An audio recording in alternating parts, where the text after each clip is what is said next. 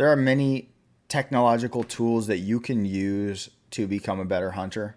One of the main tools would be apps on your smartphone. Your smartphone is a great tool to use, and the apps are also awesome.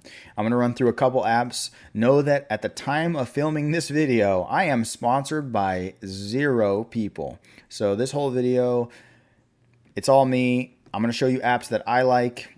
If someone comes along and sponsors me, I would put it down in the description, but I highly doubt that's going to happen at any time soon. Nonetheless, let me get into this. So the first app I want to talk about is HuntStand. That's generally what it looks like. Yes, I know I have a lot of apps on here and a lot of notifications. So HuntStand is really cool because what you can do is look at the different maps on here. You can also do this thing called Hunt Zone, and it'll tell you which way the wind is going. It'll tell you the wind speed. It'll give you a 72-hour history of the wind. Right there, it makes it very obvious where the wind's blowing. You can also pin your stands on here, your locations.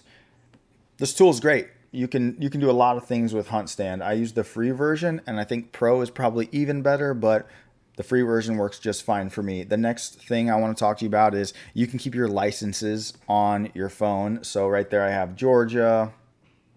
I have an Alabama app as well. Next tool I want to talk about is onX Hunt. onX Hunt is great.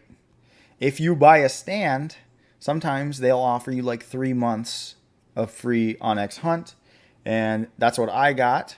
So that was great. I liked using that. I'm not going to go through all the features here. If you think these apps might be interesting and you want to use them, that's on you. You go right ahead. And the last one I want to talk to you about is DeerCast. I've had DeerCast for a couple of years now, and I like it.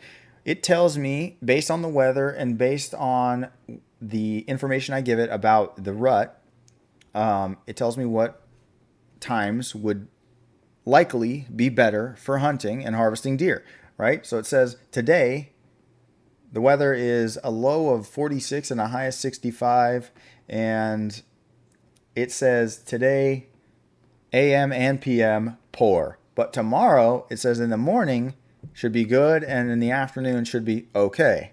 So it kind of gives you an idea without you having to take too much thought in, oh, will Monday be a good day to hunt? But before I go off of the subject of DeerCast, these apps are guidelines. If you want to go hunt and it says it's going to be a bad day to go hunt, that should not stop you. Hunting does not mean going out every single time and harvesting a deer. Hunting means you're out actively looking to find success in harvesting a deer. It doesn't mean it's going to happen. There are also some other tools that you can use that technology has really helped us out with. One of them is the trail cam. Trail cams have come a long way. Right now, if you wanted to, you could go buy 100 cell cams. Of course, you'd have to pay for each one of those plans. And you could put them up all over the area you're hunting, near all sorts of deer sign, and you could monitor deer from the comfort of your home looking at cell phones. Now, I have some trail cameras, but I do not use trail cameras on public land at all. Now, to caveat that, I do have friends that use trail cameras on public land, and they will sometimes share information with me. But me personally, I have not put a trail camera out on public land. Next year, I might, but I have not done it yet myself. I do keep trail cameras on private land to, kind of keep an eye on things and give me ideas of where to hunt. When it comes to public land, not so much. Okay, another part of modern technology is the fact that you can get an ultralight stand, whether it be a climber, a hang-on. You can get climbing sticks, very, very light these days. Now, of course, you'll have to pay to have them that light, but you can have a 5-pound stand and just a couple more pounds on your back for the climbing sticks, and then a bag, and it doesn't feel like you're carrying much at all. I would highly recommend, so I'll tell you how I hunt. I hunt with a hang on and climbing sticks, and I have practiced enough to where when I go out in the woods, it's going to take me 5 to 10 minutes to get set, and I'm good to go. It's not going to take me half an hour. I'm not going to be making a bunch of noise. I take my time. I get up the tree. In about 5 minutes, I'm set, and the woods are calming down again. I like to do the stand setup in the early morning, right before the sun comes up, or I like to do it, midday, and wait a little bit longer for the sun to start going down and leave after the sun has gone down. That way I'm not really blowing up the woods too much. There's more about stand selection that you could get into, but first you need to figure out what kind of stand you want. Figure out if a climber, a hang-on, a ladder stand would be right for you, or if you want to be in a stand at all. Maybe you want to hunt from the ground, maybe you want to hunt from a blind.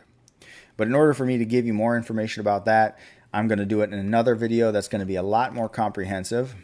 Just keep in mind, you can utilize modern technology to be a better deer hunter, but you should also know how to hunt and harvest deer without that technology. The reason I say this is because deer hunting is a survival skill that can, the reason I say this is because deer hunting is a survival skill that you can carry with you for the rest of your life.